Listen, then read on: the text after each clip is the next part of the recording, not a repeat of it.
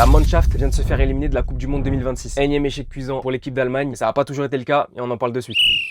Épisode 19 de ma série foot, un jour, une anecdote sur une équipe du mondial. Avant de commencer l'histoire, n'hésitez pas à vous abonner, ici on parle de foot tous les jours. Le miracle de Berne, ou un miracle caché une vérité beaucoup plus sombre. On apprendra seulement des dizaines d'années plus tard. Coupe du monde 54 en Suisse. L'Allemagne se fait balayer au premier tour 8-3 par la Hongrie. La Hongrie à cette époque, elle se fait appeler le 11 d'or. C'était la meilleure équipe du monde. Elle était invaincue depuis 4 ans. À cette époque, l'Allemagne n'a aucune coupe du monde et personne ne mise forcément sur eux. Et ce 8-3 ne joue pas forcément en leur faveur. Et pourtant, l'Allemagne et la Hongrie se retrouvent en finale de cette coupe du monde. Dès les 10 premières minutes, sans grande surprise, l'Allemagne est déjà menée 2-0. Et là, remonte. L'Allemagne égalise puis prend l'avantage grâce à un but de Helmut Rahn. Victoire 3-2. Le monde entier est sous le choc. Ce match entre dans l'histoire sous un nom, le miracle de Berne. Premier titre mondial de l'Allemagne. Un pays en pleine reconstruction qui renaît à travers le foot. Sauf qu'il y a un problème. En 2010, soit 56 ans plus tard, il sera révélé que tous les joueurs de l'Allemagne étaient dopés à la pendant ce match. Le produit n'était pas interdit à l'époque et les contrôles antidopage n'existaient pas encore. Et c'était quand même des produits dopants. Les joueurs eux-mêmes pensaient prendre de simples vitamines.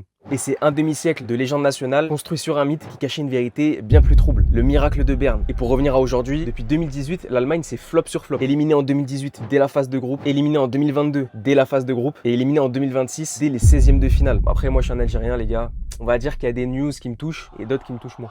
Merci beaucoup d'avoir écouté cette vidéo et on se retrouve demain pour un nouvel épisode.